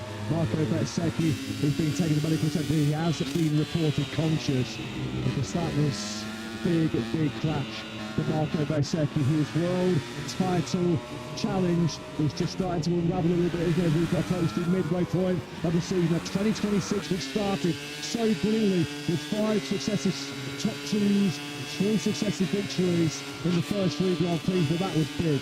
That has to be right up there, one of the biggest crashes that Bez has had in his Grand Prix career. So thankful to see that he's just taken the time just to compose himself, because that was an awful crash for the now former World Championship leader. Yeah, as it stands at the moment, the first league World Championship, of course, the star is 9 points. Martin hasn't seen the checkered flag yet, but he has got a golden opportunity here to seize the lead of the World Championship, and to some tune as well. If he can win this Grand Prix, Martin, he'd be 16 points ahead of Marco Bezzecchi. But Ralph Fernandez is catching him quickly. Could he? He took the number 1 plate from Ducati to Aprilia. He could take the number 1 plate from Aprilia to Yamaha next year. That seems like destination 2027 for Jorge Martin, occupying his mind right now. His destination top of the podium. Ralph Fernandez, though, has got some serious early pace here. A 1:32.534 is the best lap of this Grand Prix so far. That was 3/10 faster than Martin, directly ahead of him. First of all, the dream double is definitely on, isn't it, for Ralph Fernandez? There's a queue forming up here behind Marc Marquez, who I don't think could have dreamed he'd be in 3rd place at this stage of the race. And Marc will also surely be rather rare that Marco Bezzecchi is out of this Grand Prix, and a real incentive for Marc here to try and score as many points as he can, because Marc is 42 behind the start of the race. That would be 26 if he put the flag out now. Yeah, there is Marc Marquez, and he's got Agura and Acosta for company. Nothing going at all, is there, for Pecco Bagnaia? He's been really disappointing and frustrating at the start of this Grand Prix, and he's only 3 seconds back at Martin already. Stuck in the mid-133s is Bagnaia. On that last lap, Ralph Fernandez was pretty much a second quicker than Pecco. The rider who has got good pace is the rider we're looking at. We're on board with Agura, looking at the 37 of Pedro Acosta, who is in the 32s. The only rider, along with the top 2, who is in the 132s at this stage is Pedro Acosta. Thoughts of Assen said on the grid, hopefully we can hang on for dear life with the leading group. He's doing more than that at the moment. Marco Bezzecchi down and out of this Grand Prix of the Netherlands. It's his teammate Jorge Martin who is trying to take just his second Aprilia victory. Here comes Agura on the inside of Marc Marquez. That's a lovely move out of the brakes into turn 16 from Agura. And so then once again, just like we've had in Le Mans and Aprilia, 1, 2, 3. Yeah, we'll feel all a little bit swing falling at the moment, given what happened to Marco Bezzecchi, but Agura has the horse already broke to go in terms of Agora winning this Grand Prix, because he is 2.5 seconds adrift of the leading pair, who are still lapping in the 32s. Fernandez is really tying the pressure on Martin right now. The cost is going to fire on the inside of his future factory Ducati teammate Marc Marquez into the street. We go turn 5 as Acosta got the acceleration nailed on. He certainly has. So the KTM rider doing another awesome job, isn't he, Acosta? But you just knew that was going to happen. If you pass Marc Marquez, you better make sure you make your stick and dart away from quickly, because you just know exactly what's coming at the very next corner. Acosta got passed by the 93. And Marc Marquez has some assistance coming. Not that Pecco Bagnaia is doing this to help Marc Marquez, but he is now closing on with battle too. The 63 finally getting up to speed in this Grand Prix. His personal best on the last lap was a 33.0. He's the fastest rider outside the top 2 now. We've seen some top battles already this year, haven't we, between Marquez and Acosta. Mine goes back to that first sprint of the season in Durham. They had an epic fight, didn't they, mid-race, early win at Balaton Park in Hungary. Marc Marquez just trying to make sure that, hey, I'm still the boss in that factory. Ducati team as well. Fernandez is motoring towards Jorge Martin at the front of this Grand Prix of the Netherlands. Into the chicane we go. Without Fernandez, his pace at the moment is just unmatched. It is unrivaled. There's nothing that Martin can do about this. He's trying to dig as deep as he possibly can. He's keeping himself in the 132s as Jorge, which is very impressive pace. As Acosta back on the inside of Marc Marquez into the first corner. What a battle this is at the moment between the 2 current factory Ducati riders and one incoming, with Pedro Acosta getting the better of it right now. Fernandez then, once again swimming all over the rear tyre of Jorge Martin. He's got the better pace for us. It's just a matter of when he decides is the moment. He doesn't need to rush this. We're only on lap 7 of 26. If Fernandez feels he's got the pace to pass and pull away from Jorge Martin, then maybe he will attack in the very near future. If not, he's got 20 laps to try and figure this one out. Agora, having cleared that pack behind, has now got the same sort of pace as the 2 ahead. When he's doing 32.7 to immediately set his personal best, but the horse might well have already bolted. Capo has pitted on the LTR Honda. If we pick up our top 2 then, going through turn 9 at the bolt. Interesting. Look at our timing screens. Marc Marquez is now being displayed on our timing screens as having the soft rear tyre fitted on his factory spec, so that might also explain why he was so racy in the early stages of this race. So we heard from Davide Tardozzi on the grid. He said someone on the front 3 or 4 rows might gamble. It appears as if it might be his own world champion. Shot that was still curb cap on turn 12. They're powering through there over 200 kilometers an hour in 5th gear. This gives you an indication of just the speeds involved around this super fast Assen. At the moment there, wasn't it, for Fernandez? He almost cleaned out the front there, going into that timber chicane. It's pretty smoke though. I don't know if it's real, there's just some flares. The smoke still living from the flares. And once again, well, this is a taste of what is to come, isn't it? Marc Marquez back on the inside of Acosta into the first corner. Yeah, this is how hard you're going to have to work to overtake me next year. Of course, it's hard enough at the moment for Pedro Acosta on board the KTM to battle with Marc Marquez, but you know that Pedro Acosta is not going to take a backward step, and clearly neither is Marc. Fabio Di Antonio is still stuck in 7th place. He's just under 9/10 of a second back of Bagnaia, who's keeping himself inside the top 6, keeping himself very interested about the Acosta Marquez battle. There's some following directly in his eye line. And keep a close eye on Jorge Martin's progress in the top left-hand corner of your screens. He is still the race leader. It's really impacted that mistake that Fernandez made going into the chicane on the last lap. He lost it a couple 2 or 3 tenths, did Fernandez. We have now had confirmation from Mitchell that Marc Marquez did make that late switch from the medium rear to the soft rear tyre. So we'll see how that impacts on Marc Marquez the longer this race goes on. Little Alex is doing an absolute stellar job. Further down the back end of the top 10. Alex had a massive crash on that change between 10 and 11. Big high side, really rapid this cage. He is nowhere near 100% at his physical best, but he's keeping himself inside that top 10. He's 3/10 of a second at the moment behind Michel Antonio. Michel Antonio is slowly starting to move towards this battle that we're watching. Agora sets the fastest lap of the Grand Prix on a 32.4. Martino only a tenth slower than that on a 32.5. And Acosta just lunging up the inside of Marc Marquez. He knew that wasn't going to stop, but he just had to go for it. Yeah, he just let the brake off there and had the inside lock. Mark knew, if you're going to pass me on the inside, mate, you're braking way too late. You're going to run off the cycle. So Mark just had a cut back there. Acosta, what he's doing on that KTM, I don't think anybody else currently on planet Earth would get anywhere near to good. He is riding the wheels off that RC16 right now, isn't it? Running a costly sleep at night if he didn't have a go at Marc Marquez, but what it's done is it's cost him a place to the other factory captain Bagnaia. A lovely run there through 7. But once again, he's having a look into 8, but once again, Marc Marquez says, you're not going to pass me that easily, even if you are my teammate. The problem is, Pecco Bagnaia, you might have good weight race pace in this Grand Prix, but he's let the Aprilias check out ahead of him. And then he's stuck at the moment behind Marc Marquez, which is pretty much the same story of the sprint yesterday. For much of it, Ryan Gura is a couple of seconds up the road, so it does look like, unless any clear own goals come the way, that Pecco Bagnaia might be his race run. We have seen one clear own goal already. Just joining us a high-speed crash at the early stage of lap 2 for Marco Bezzecchi, when he was running in 5th place as they almost go 3 wide there into the Goethe chicane. It's Marc Marquez, of course, the 7-time MotoGP World Champion. Pecco Bagnaia, the 2-time MotoGP World Champion. The factory Ducati team would have expected this dream team to be battling for victory, but with a plenty of strength today, the best they can hope for at the moment is 4th place. Trackhouse tearing up past them once again. Fernandez and Magura are the only 2 riders that are keeping themselves in those 32s, which is much, much faster than Jorge Martin ahead. The problem for Fernandez is he just can't get close enough to have a little strike, have a little bit of a dig at Martin in the lead of this Grand Prix. The worry for Marc Marquez here is the pace he's setting on a 33.7 as some yellows have come out behind him on the racetrack, because he's backing not only his teammate Apostolo, but they're being caught now by Gian Antonio, by Alex Marquez, and Bastianini is also now starting to close in on that group. Further back is Frankie Morbidelli is the rider who crashed out that top, but Bagnaia now does make the move, and given the pace that Marc Marquez was setting, he had to make that move. Morbidelli's had an absolute stinker the weekend here, hasn't he? An absolute stinker, no question about that.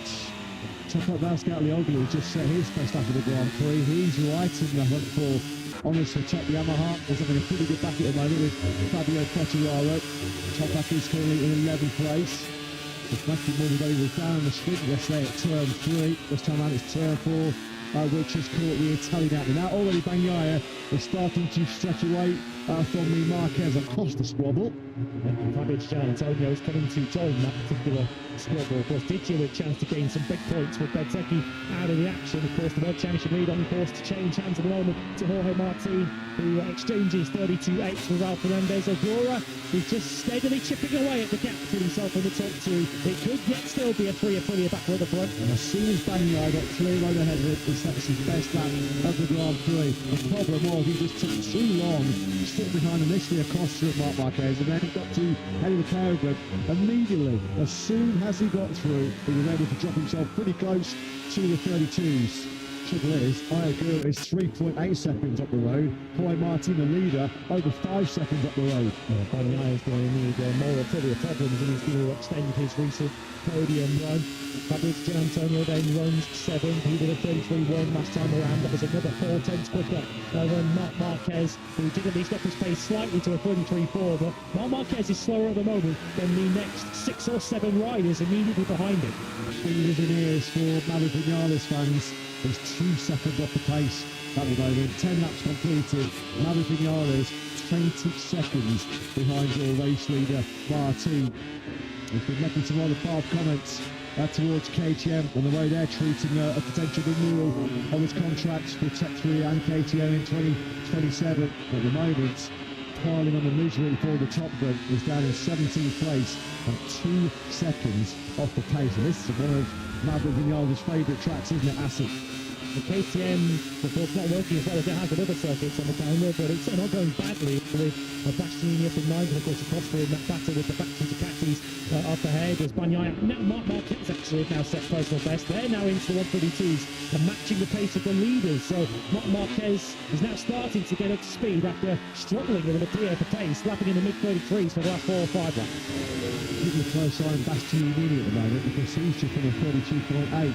He's just at the back of this group, right on the tyre of Alex Marquez and Gian Antonio.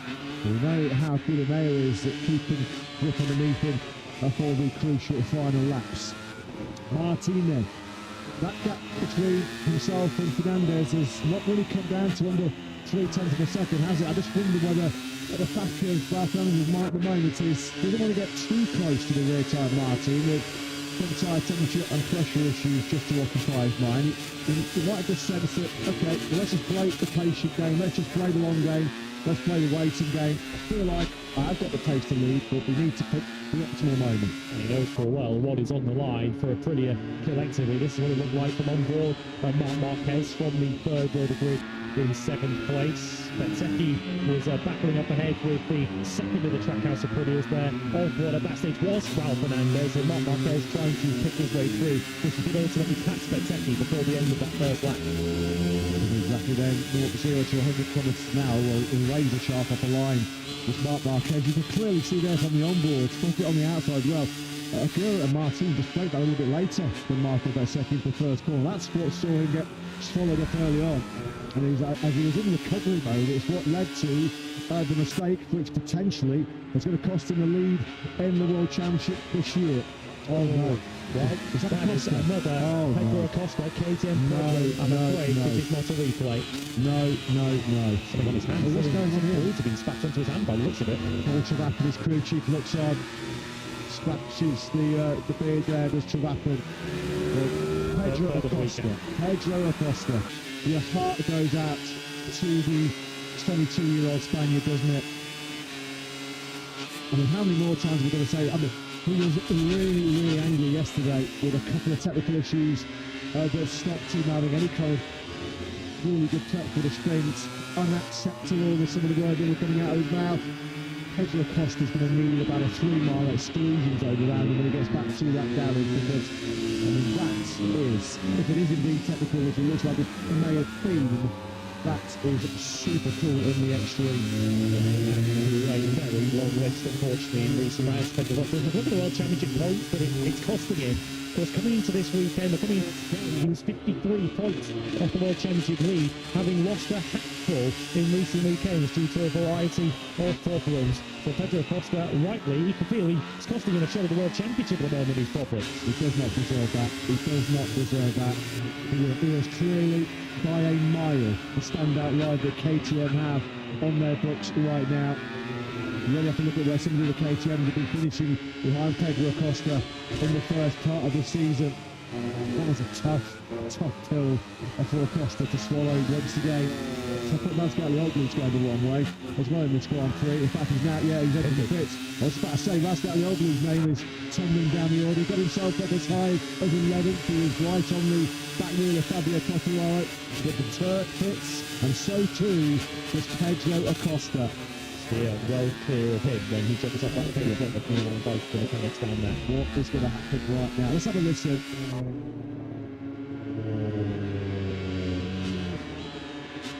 Well, you can hear it. He asked for the power, didn't he, out of the first corner, and there was nothing there. There was nothing there. Twisting away, of course, shaking his hand there. Oh, you've got arm pump. You might have arm pumping there. I think he's got arm pump.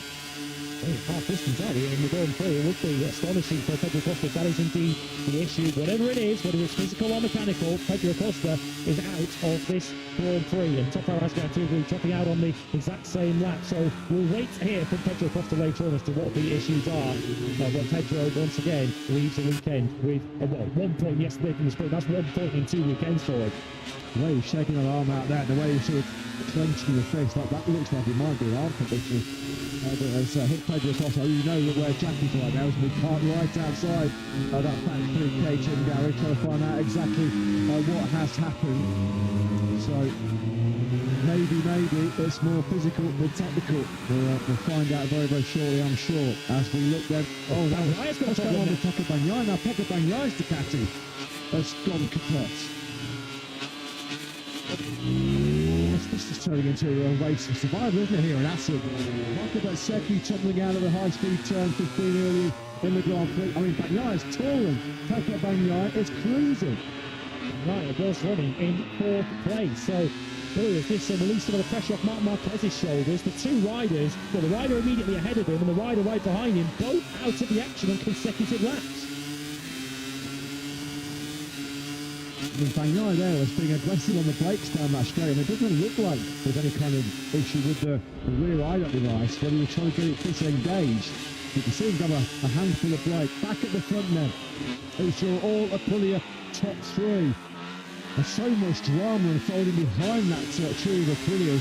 Top back Razgatlioglu, when he was running in a very strong 11th place, that was actually Max his best MotoGP finish for the World Superbike champion. Now then, Ayagura, I mean, he has got, look at this, Agura's got ample time, hasn't he now? As Pecco Bagnaia is about to drop out of the point scoring places. Agura, 1:32.483, fastest lap of the Grand Prix so far from the Japanese rider. 22 years since the Japanese rider won in MotoGP. We thought that might come to an end last weekend in the Grand Prix of Czechia. Marc Marquez had other ideas, and Agura goes wide there. He was right out on the marbles, wasn't he? Going through. What's happened to Agura? Agura's looks like he's got a problem. What's going to happen in his Grand Prix? He's lost a lot of time, hasn't he, to the two immediately ahead of him. At moments having set the fastest lap of the Grand Prix. We'll keep an eye on him for that. If he's shaking, I think his ride-out device is stopped. I think the ride-out device maybe, because you saw him try and go a hand, squeeze the brakes really aggressively into turn 5. Well, Ayagura was going to be on the podium in Austin when his Aprilia gave him the ghost. Let's keep a close eye on Ayagura. Has he been able to disengage that ride device? Was that the issue? Clearly, though, he's just at the fastest lap of the race. I mean, this is turning into a race survival. This is a race of attrition, isn't it? Bagnaia then has to pit. Razgatlioglu's pitted, Pedro Acosta has pitted, Frankie Morbidelli and Joan Mir and Marco Bezzecchi have crashed out. Well, through the second sector, Agura has matched the top two. Through the third sector, he's actually been slightly faster than Marc Fernandez. So whatever was inconveniencing him in the first part of this lap, it would appear to have resolved itself now for Ayagura. Wow. But you just cannot take your eyes off this battle here at Assen, can you? It'll be fascinating to find out what happened there to Agura. Did he just have a momentary issue with something like the ride-out device? It just looked like he was wide going through 4, and then you could see how aggressive he was on the brakes going into 5. But we are being told, yeah, the rear device was stuck. So Ayagura, I mean, let's hope that's not ultimately costing the chance to 5. But right here, I saw it. He grabbed a handful of blades. The rear tyre was almost in the air, because he was desperately trying to disengage the device. For a full lap, we understand practically. Agura had the device down. Look, you can see the sparks coming as the bike is rubbing along with the ground there. Right, you can see it there again as he leaned over into turn 3. He actually did quite well there, you have to say, to only lose half a second to the race leader Jorge Martin on that lap. And the good news for Agura is it actually disengaged, and if he was stopped down, that was it, game over. I mean, he'd be all on to try and finish the Grand Prix, let alone keep himself anywhere near the podium places. He's rampaging back towards the top 2 again. Look at him at the top of the picture. Started this lap 1.1 seconds nearly behind Jorge Martin. That's all it is. You can see on the left-hand side of your screen, he's within 6 tenths of the race leader. Either side of that ride over problem. I think we might be about to see consecutive fastest laps here from Ayagura. But what a day we've had here in Assen, in Moto3 and in Moto2. And we've had some show, haven't we, building up towards the thrilling finale here in MotoGP. Look at the corner speed that Fernandez got through 15, and Manor set himself up beautifully. That all came through 15. What a move that is by Ralph Fernandez. Martin could be losing second here as well. Agura's surely going to attack him on the brakes into the first corner. He does so indeed. So a painful 4 corners that for Martin as he started the final section on that last lap leading. He starts now this lap 18 to 26 back in 3rd place. We are on course for what is going to be dreamland, a fairy tale weekend, the Trackhouse Aprilia. They were on cloud 9 yesterday when they did the 1-2 in the sprint. They are now 1-2 in this Grand Prix. What we don't know, though, is which order they will be in, whether it will be Fernandez from Agura or Agura from Fernandez. Agura got straight back into the mid-132s at the moment, a 32.5 for Ayagura on that lap, and it's some good news at least. The first good news of the afternoon for Marco Bezzecchi at the moment is Martin, in the space of 2 corners, lost 9 points there. We haven't had much time, not much room to breathe in this Grand Prix. Let's go down to Jack for a Pedro Acosta update. Yeah, relief occasion. It was not a technical problem that has meant that Pedro Acosta pulls into the pit. Some kind of issue with his right arm and hands. The physio, the medical staff, just looking at Pedro at the moment. But after a disastrous weekend, it was not a third technical issue that forced Pedro to withdraw. Well, we'll take it all back on KTM, but Pedro Acosta, yeah, it is physical and not technical. It was a really demanding physical track, this Assen circuit. I know Fabio Quartararo back in the day having a real major arm pump issue here in the early part of his MotoGP career. There's so much on-off throttle, so much braking, heavy braking, and so much change direction. It really is a demanding circuit. 18 corners crammed into a 4.5 kilometre layout. Aguirre then now is 3/10 of a second behind Fernandez. It looks like we are going to get a fully lockout of the top three once again, but who is going to be best of the rest? Right now it's still Marquez. Yeah, he's doing 32s at the moment himself. In fact, he was the fastest rider on track for the last lap with Marc Marquez at 32.879. So no sign at the moment of that soft rear tyre beginning to fade. Pecco Bagnaia is still out of the Grand Prix, we understand, due to brake issues. Yeah, saw him going down the back straight. He was trying to force the brake right here when he was cruising in that point. Brad Binley's got a track from this morning. Marathon is up to the 13th place there with Jack Miller. Alex Rins just is close to best lap of the Grand Prix, which has got Rins inside the top 10. Fabio Quartararo is the top Yamaha, going in 8th place, but over 13 seconds behind right now of Raul Fernandez. Raul Fernandez, he has never had a MotoGP win double. Aguirre has never had a MotoGP victory. There's a lot at stake here. Wagging right for a lot more to track out Aprilia. Last year, Aguirre ran out of time to chase down Marc Marquez, who rode out of his skin to stop Aguirre taking his maiden MotoGP victory. You feel like Raul Fernandez is going to have to ride out of his skin in the remaining 7.25 laps to hold off Aguirre. Martin is just about clinging on to the Trackhouse pair up ahead in this all-Aprilia podium, but we don't yet know which order they're going to finish it. Makoto Tamada is home racing Motegi, the Japanese Grand Prix in 2004. 22 years since a Japanese rider won in the top class. Looks like Jorge Martin just has not got the pace to go with the Trackhouse duo ahead of him. At least the factory Aprilia team look like they're going to salvage a podium, and one of their riders will still be at the top of the MotoGP World Championship. It will not be Marco Bezzecchi if it all plays out as it stands right now. Raul Fernandez with 25.2 of close to within 43 of Bezzecchi. Of course, Bezzecchi would lose the World Championship lead today, but Aguirre can win this Grand Prix. He should be 18 points behind Bez, and will be right on the shoulder too of Jorge Martin, with 4 Aprilia riders potentially fighting for the World Championship. Not just the 2 from their factory team, but Aguirre has no thoughts of the long-term picture at the moment. He wants a first win. He leads. This is the second time then in a week that Aguirre has led a Grand Prix. He did the front running very early on in the Grand Prix of Czechia. And Aguirre now, is this his moment? Is this his time?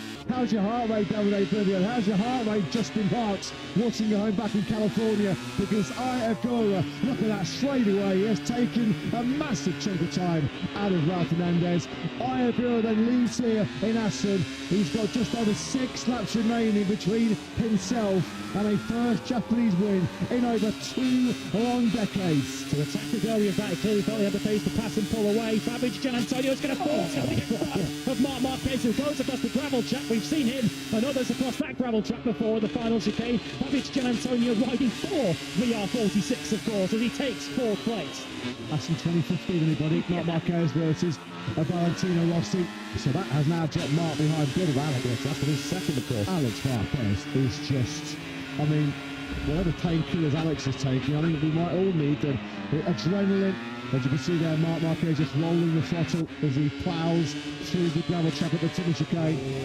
Yeah, I mean, good look over to his right-hand side there. It might not be easy to see from this shot as to whether Gianantonio keeps up the track. No, Gianantonio goes across the blue as well on the chicane, so I'm pretty sure he's also got to drop a second, because that is a shortcut.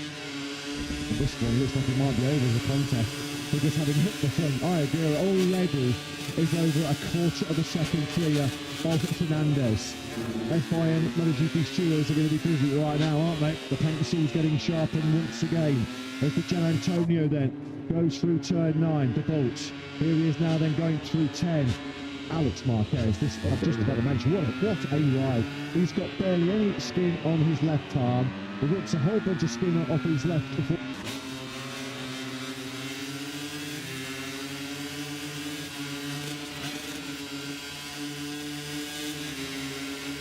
Striking Aguirre, he is never ever in his career going to get a better chance to win this Grand Prix, as now Bastianini leans on Marc Marquez into the Timmer chicane. Let's not forget, it was 5-6 laps ago Aguirre had a rear eye that he might stick on. He might have thought his hopes Ray was the beast. Goes on the inside of Marc into the first corner.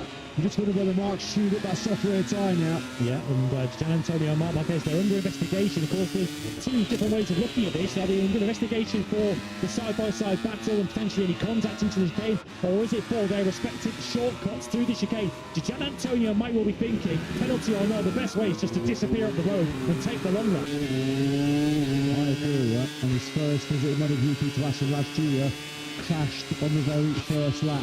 The last lap then coming soon for the Japanese star, the 25-year-old, the 2024 Moto2 World Champion, Marc Marquez. Well, you just know that he is not going to give up this fight for sixth place without an almighty fight, is he? We're going now to the left-hander of turn 9. The other good news about Marquez here, if Bastianini goes wide there, that might help him. If Bastianini doesn't stay on the racetrack through the fault, is that he's got a huge gap behind him of 6.5 seconds up to Quartararo, but Marc Marquez is thinking about it. He's ahead of him. Bastianini elbowed out of the way. Get out of my way now, because I'm coming through, mate. Aggressive, ultra aggressive by the 93. He knows that every single World Championship point is vital, even at this early stage. He would have known that Marco Bezzecchi is out of contention. At the front, Ayagura now leads this Grand Prix by over a second. He's just that little bit quicker at this late stage, isn't he? 132.7 for Agura, 132.9 for Fernandez and Martin directly behind him. Alex Marquez has just on 132.749 on 22-lap-old Michelin tyres. He's got a suffering tyre as well as Alex. How on earth is he doing this kind of pace with the software tyre, and given how much he is beaten up here after that massive crash on Friday? He's going with Gian Antonio at the moment. They have both dropped this Marquez Bastianini battle, 6th and 7th. So Mark better hope he doesn't get along that penalty for a shortcut, because that'll certainly drop him behind Bastianini. I'll be fairly confident Marc Marquez did drop the required time for going through the chicane. I don't think for 1 second Fabio Gian Antonio did. I mean, if they were giving out trophies for heroics here in Assen, well, Alex Marquez would be at the front of that queue. He is just riding quite brilliantly. He's going to be hurting, and he's going to be feeling it both mentally and physically right now. This is going to have felt like a very, very long 22.5 laps. One lap penalty for Fabio Gian Antonio. It's on your screens, the left-hand side of your screens. He did not lose the time. Didn't look like he remotely even attempted to lose time by taking that shot for the final chicane. So it's crucial now for Gian Antonio in the next 2 to 3 laps to build up some pace. He'll clearly lose 4th place to Alex Marquez, but I think he might just stay ahead of Marc Marquez. This is the reason why the tap on Mark's right shoulder, and then going through the blue and over the green. That was clearly a track limits infringement then from Fabio Gian Antonio. He must have known that himself as he went ploughing through the curve, the green, and then the blue paint. So Fabio Gian Antonio with a long lap penalty. It's getting better and better with Alex Marquez. He takes his punishment immediately, and that puts Alex Marquez then into a truly remarkable 4th place here. So where does he filter out relative to Marc Marquez? Right alongside him is the answer, and Enea Bastianini. So after all that hard work, there's the irony. He serves the penalty, and he's right back where he started, behind Marc Marquez. Ralph Fernandez and Jorge Martin have had nothing for Ayagura.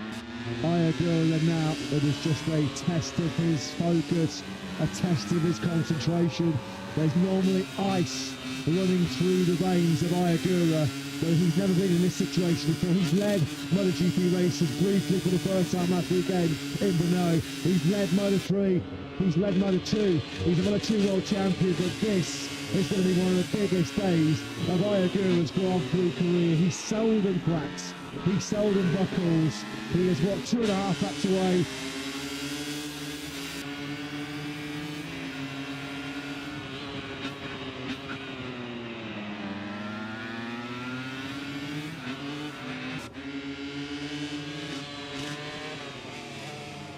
I will have a giant 79 on it. He's in the game, absolutely no doubt about that. Ayagura is going to be somebody that these top lines are going to have to look at as a serious title threat. Over the line we go then. This is now a battle for 5th place. If Gian Antonio lost the 2 spots as he went for his long lap excursion in the Netherlands sunshine. I did wonder whether we could wait a couple of laps and try and build a gap before we served that long lap penalty, but the problem he would have had with that is that Marc Marquez himself is lapping in the 32s now. Gian Antonio, after it was a bold and almost brutal move from Marc Marquez at the chicane. It's going to take something similar now in the final 2 laps for him to at least salvage fifth. Plenty of drive grip, still plenty of acceleration grip on that well-worn software tyre, wasn't it? Marc Marquez, in fact, he got a better punch out of turn 5 than Fabio Antonio, didn't he? Awesome riding up once again from the reigning world champion, is starting to close back in on Alex Marquez, who is just now riding on pure adrenaline. Alex is just praying to see the checker flag. I mean, he must be now absolutely destroyed. He must be absolutely shattered. Yeah, he is. He has dropped back into the clutches here of Mark and Fabio Di Gianantonio. Marc Marquez could get so unbelievably salvage a 4th place from this run point. A lap and a half to go as they now come through turn 12. Jorge Martin crashed there earlier on the weekend. Marc Marquez is in a sandwich. It's in between Alex Marquez. 4th place if he can pass his brother, but he's still got to keep Gianantonio behind him. Every point is precious. Last lap on the way then for Ayagura, as you can see in the top left hand corner screen, just Fabio Di Gianantonio does it again. This time around, he does keep it between the white lines. Fabio Di Gianantonio then inflicts some more Timothy game pain on Marc Marquez. He is now less than 4 kilometres away from ending Japan's long run without a MotoGP winner. The Koto Tamada at Motegi back in 2004, 22 years ago. Ayagura was 3 years old when a Japanese rider last won in MotoGP. Japanese fans watching back at home into Sunday night, well, I hope you're enjoying this experience, because your long wait is about to be finally ended by your new hero, Ayagura. Well, Fernandez has settled for 2nd place. Jorge Martin looks like he's also settled for 3rd place. Fabio Di Gianantonio, here we now are looking at the battle for 4th place. He might still get back to the 4th place he was in before his penalty. Yeah, this is brilliant. What a recovery this has been for Fabio Di Gianantonio. He's picked off the Marquez siblings late on here. I mean, this championship is getting seriously close, isn't it? Ayagura then, well, he must be dreaming. He must be pinching himself right now if he could on that track out of Aprilia, because he's got the Timor chicane remaining for the first time in 22 years. A Japanese rider will win him on a GP.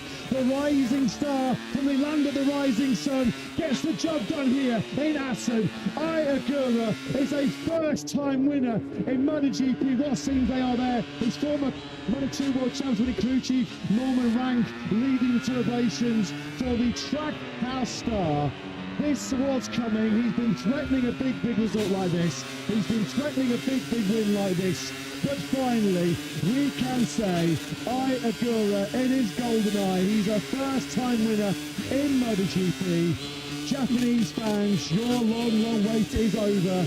That monkey is off Agura's back. That pressure is lifted off his shoulders for the first time in 22 years since Tamada-san won at Motegi in 2004. And we're all congratulating now Andy Griffiths on the right-hand side of your picture. He had a bet with Ayagura. He's got long curly locks, because I think at the start of the season he said, I'm not going to cut my hair until Ayagura wins the Grand Prix. Get the clippers out, get the scissors out down in Trackhouse of Aprilia. A day that Ayagura is never going to forget. Ayagura, soak this up, because you are now a MotoGP race winner. From a moment mid-race when his heart must have sank when his bike sank with the ride height device engaged and not disengaging once again. That clearly remedied itself, and Ayagura just got on with the job, chased down the top 2 once again, and it felt as if it all went to the Ayagura master plan from there. So cool on a motorcycle, but in red hot form now, a MotoGP winner and a bona fide MotoGP title challenger. Just through 7,952 days then between Japanese wins in the MotoGP World Championship. This has been coming.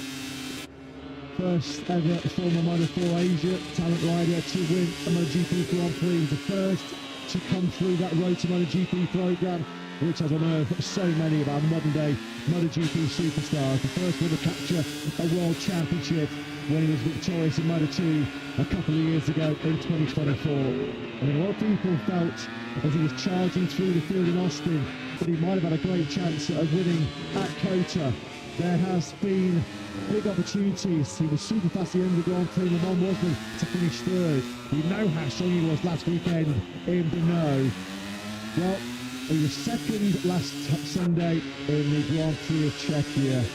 His hopes for that first win ended by the brilliant Marc Marquez, but he only had to wait 7 more days for another crack at the top step, and this time around he cracked it. Absolutely brilliant by Ayagura. He takes the checker flag over 2 seconds clear of Raul Fernandez. What a day in the World Championship. Superb, absolutely out of this world rides by both Alex and Marc Marquez. Marc takes 6, Fabio Di Giannantonio does fight his way back from the long lap to 4th place. Alex Marquez somehow beaten, bashed up, battered and bruised with a software tyre as well. Alex takes 5th. What a day. All 3 races here in Assen have been worthy of this historic, this iconic, this legendary circuit. Assen, we love you. And those MotoGP fans right now, they are in love with your latest MotoGP winner. Congratulations, Ayagura. An extraordinary afternoon at the Cathedral of Speed. It is I's Cathedral. It's Trackhouse's house here in Assen this weekend. Back-to-back 1-2s. The sprint yesterday and the Grand Prix today. Jorge Martin did not have the tools at his disposal ultimately to challenge the Trackhouse duo today. But if you told Jorge Martin when he went to Brno with a double long lap penalty last weekend and already 20 points behind Michael Bezzecchi that he would lead this back-to-back of Brno and Assen with a lead in the MotoGP World Championship. The 16 points for Martin today puts him 7 ahead of Marco Bezzecchi. I think Jorge would have taken that.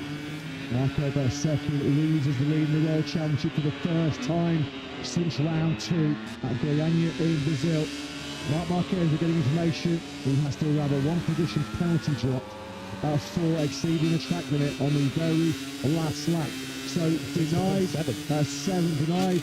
With the 6th place there in that Grand Prix is Marc Marquez. Just beyond Bastianini. What a weekend for Trackhouse Aprilia. What a weekend for Ayagura. Let's get some thoughts, I'm sure, an absolutely ecstatic team boss, Davide Brivio with Jack. He's just run away from it at the wrong moment as the team, and Ayagura in particular, come into Parc Fermé. I hope to grab him in just a second, guys. Yeah, sorry about that, Jack. We were just, our eyes were focused by the Marc Marquez penalty. So Marc Marquez's brilliant ride. It does not get rewarded with a top 6, even a pair of top 6 finishes for Marc Marquez. So Bastianini then does take 6th place. I mean, that was just a race day. I mean, they've been racing here in this part of the Netherlands since 1925.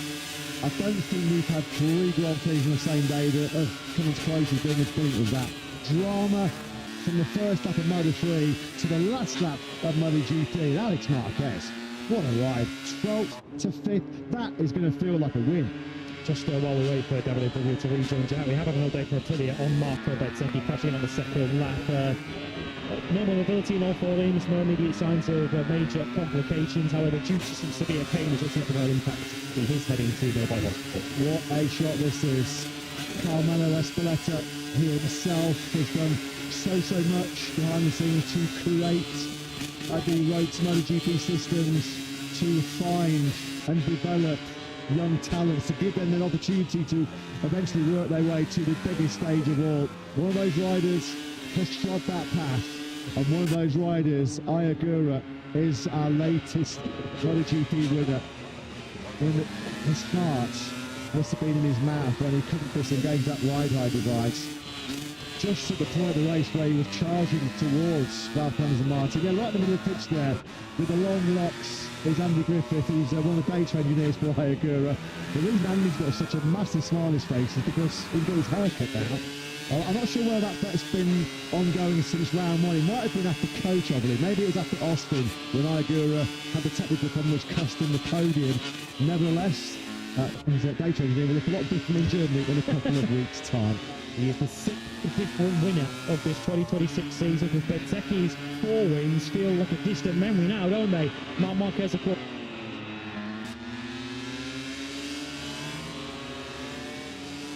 Back-to-back victories from Giannantonio. He must have thought that his hopes of victory were passing him by. Unbelievable.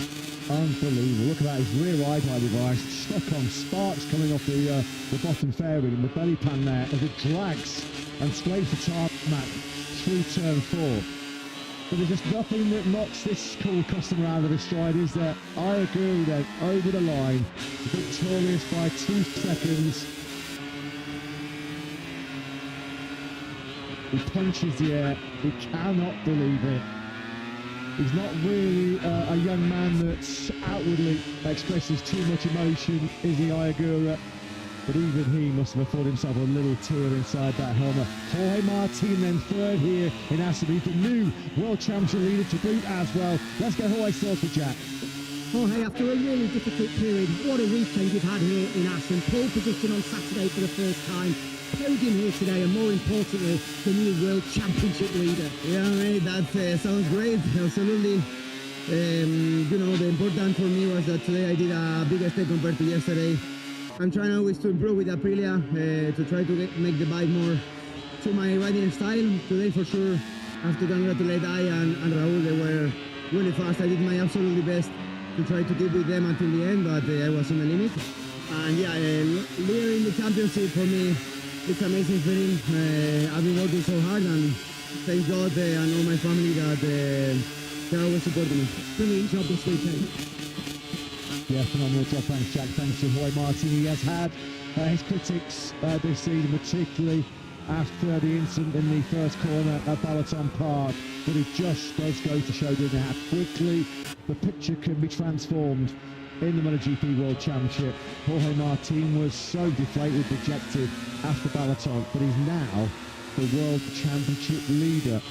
As Aprilia then, for just the second time in their history, lock out the top 3. They have stopped Ducati's recent resurgence, haven't they? Ralph Landez then, a phenomenal weekend for Raul. He won the sprint, he's second in the Grand Prix, and now he's talking to Jack. Oh, what a weekend. Victorious yesterday in the sprint, second today, pushing I all the way on a perfect weekend for the team. Just sum up the feelings you have right now after this weekend in Assen. Yeah, I'm done, and just what I can say is congrats to I. He made a better job with the medium, and I lost too many time behind Jorge anyway. Today he made the difference, and yeah, congrats to him, congrats to the team. We deserve, after too many races, fighting for this kind of position to get it. So happy also for me, for my crew, because they make a really good job, and also to my family. Congratulations. I don't think there was too much dispute about whether Ralph Fernandez was keeping his seat in track out of Prix next year. It looked like he was locked and loaded to renew his contract. I think that has just sealed the deal for Ralph Fernandez. Did he just maybe spend a little bit too much time behind Jorge Martin? He would have known if he saw Semper on his pit board, he'd have known what was coming. And Ayagura did not let him down. A great show of sportsmanship between the two trackhouse of Prix riders. Ayagura becomes the 125th different rider to win in MotoGP. Super excited to hear his thoughts on what has been a win long in the making for Japan. But Ayagura then now is your MotoGP winner here, the first time winner in Assen with Jack. What a noise from the Dutch TT crowd here. 7th in the opening laps. A ride height locked down for a full lap, yet you've just become the first MotoGP winner for Japan in 22 years. How does that sound? It's just fantastic. I don't want to talk so much because there's not so much to talk. I mean, just win. I'm super happy for my people, and thanks to everybody. No, nothing more. And I would like to say something in Japanese. 日本の皆さん応援本当にありがとうございました。次戦も、次戦以降もですね、精一杯頑張っていきますので、応援よろしくお願いします。ありがとうございました。Congratulations. Showing their love, showing their support of the Netherlands fans here. Surprise, surprise, guess who's your rider of the race? It is Ayagura, thoroughly deserved. He was built for the world stage. His journey to the top step of the podium in MotoGP started with the Idemitsu Moto4 Asia Cup, and those applications are now open you can get your name in the hat to join next year's Mitsubishi Moto4 Cup. There is Norman Rank now, of course, Aaron Jeanette's crew chief at MotoGP Assen Moto2. He was right by Ayagura's side when he was Moto2 World Champion in 2024. Those two still very, very close. Nobody more prouder in Assen right now than Norman Rank. But it's the Trackhouse Aprilia crew that are going to be celebrating long into the night. What did he just say? As he commences the fireworks and the pyrotechnics. Well, he brought the fireworks, didn't he, to the Grand Prix of the Netherlands here today with Ayagura. And as he pushes the button and he puts himself firmly into World Championship contention. We have some World Championship at stake right now, don't we, folks? And we head to the halfway stage in Germany. He said there's not really a lot to talk about, is there? After just winning his first MotoGP Grand Prix, trust us there is plenty to talk about. 63 points, covers 8 riders in this MotoGP World Championship, from Jorge Martinez leader down to Pecco Bagnaia, who of course himself scored nothing today due to factors outside of his control. We are in the midst of a genuine classic of a MotoGP season. Yeah, GoldenEye wins. It feels like this is a golden era right now for MotoGP. Agura's with 25 points behind championship leader Jorge Martin. As Bruce mentioned, Michael Bosecchi is being transferred to a nearby hospital in Groningen because of this, and this was super, super scary. The front end washes out through the ram shot, turn 15. Fourth gear crash there, and there are multiple big barrel rolls through the gravel track for Bosecchi. The initial news is positive, as he was reported constantly. Saw him sitting down trackside, but that was a real washing machine crash, wasn't it? For the now former world champion, who is having a real tough period right now in his MotoGP career. It's now his third consecutive Sunday where Marco Bosecchi has not scored a point. Ya intentamos ir, ya. Yo sabía que tenías un pelín más. Joder, tío, flipas. O sea, pero aquí vais muy rápido. ¿Dónde estás, ¿Dónde estás better with no device, Yeah, better with no device. Ah, you trying no device? No, I mean, the front of us. Guau, tío, te sigo los segundos, ¿Yo? Sí, mira, aquí, has notado bien. Sí. A ver, estaba segundo.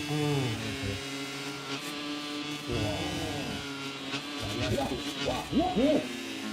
¿Está bien? ¿Está bien, Marco? Está bien, ¿no? Ya. Bien.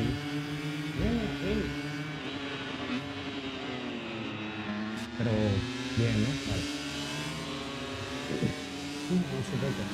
Oh, something in engine. No fuel.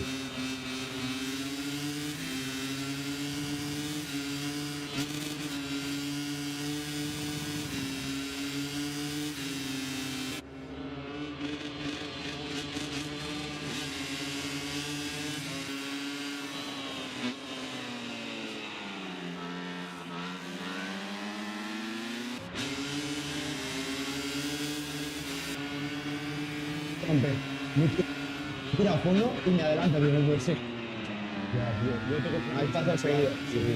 Ya, la noche porque lo golpe de la 12, Sí, tío, volando. No, y este Vais volando. entraba ahí, tío. Yo desde la caída iba a acabar. Bien. Tipos. Yeah, I saw you. So, okay. I need to take the gas with Jorge because with you it was impossible. And also I was struggling a lot with the front tire behind Jorge. I said it will.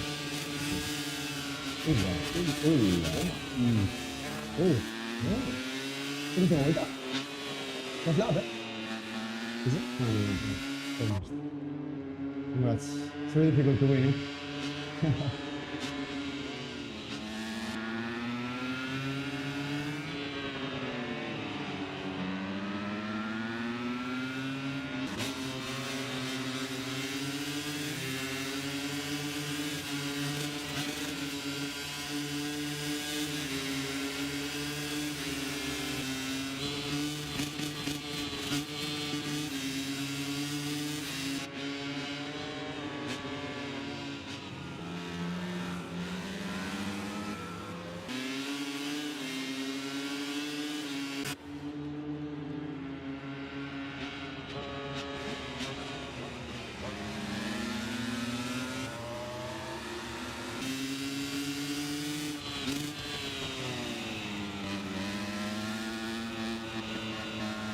of the weekend. Live up to expectation once again. Russell and Leclerc on the front row, both needing a bit of redemption at the moment. You've got Antonelli in fourth, who's probably looked like he's been the quickest throughout the weekend in terms of consistently quick. Russell did the job yesterday when it counted. And let's not discount Lewis Hamilton in third. The two Ferraris, can they work as a pack to put pressure on Mercedes? This is going to be a race that will play out over the full distance, I think. If you look at the starting tyres for the top 11, they're all on the yellow wall medium, the middle compound of the weekend. Paul Cletto's gone for the grippier tyre. You can see him just leading the line now. That will give him a better launch, but that tyre will degrade on him. Everyone's taking their time to get off the line. Don't pay too much attention to the yellow flags being waved, and that's all right. The one car, just the Alpine there. As long as you're in the right order by the time you get to the final safety car line, you can start in the position that you were meant to. High stakes today because Antonelli has a sizable advantage for this stage of the championship, but as we've seen, when you've got two teams in the mix, the point swing can be that bit greater. So that points advantage that currently stands at 41, that could change. Hamilton to try to win back-to-back Grand Prix, the first time since 2021.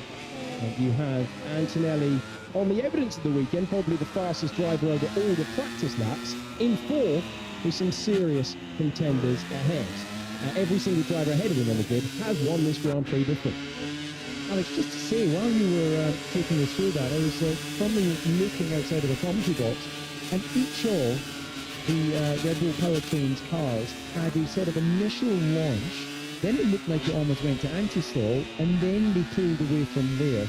Now, I wouldn't say that's a normal procedure. You normally want your green flag lap to be this is what you've got when you get into the actual race start. So, Julian, that would be a little bit worrying if that is what we're going to see them doing off the line. Certainly alarming. The high temps, a different scenario, maybe putting engine temperatures into different windows, and we've seen last time out Hadjar not getting away at all. They know it's a weakness of them, and if that's the last thing you've done sitting on the grid before you're about to take the race start now, it does not put you in a great headspace to think attack, which is exactly what Max Verstappen has to do from fifth on the grid. Big day for George Russell, pole position as he was last time out. Beaten by Hamilton, but also overtaken by his teammate. Today, I feel he has to deliver a much more accomplished race. The Aston Martins will occupy the final row on the grid, 71 laps ahead of us. At a Grand Prix that is going to mean a lot to the championship battle. Can George Russell recover some momentum after seeing the chances slip? He hasn't won a Grand Prix since the opening round of the year in Melbourne. Watch out for those Red Bulls, Navy Red Bulls, in the middle of the pack as well, because Hadjar was saying that he had that issue all the way through Spain, and he knew it was coming for the start lights in Barcelona. They are the drivers going further back in the pack next to the McLarens. Look out for that one.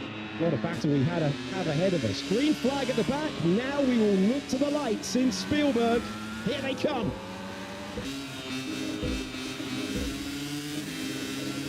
The Austrian Grand Prix is underway. It's a decent launch off the line for Charles Leclerc, but George Russell chops across, maintains the lead, but that won't be an ideal exit out of turn number one. Could he be vulnerable to the Scala Ferrari? Antonelli, who's off the road to turn one, but rejoins in fourth place. It's George Russell who leads. Then it's Charles Leclerc, Lewis Hamilton, and Max Verstappen did get off the line, but he's under major pressure to the inside from Lando Norris. That was close for Charles Leclerc, who's lost out. Lewis Hamilton finds himself getting close, and again into the braking zone. Kimi Antonelli goes off. Charles Leclerc in second, but it's Hamilton bringing the fight behind. It's close between the McLarens, but look at the Ferraris.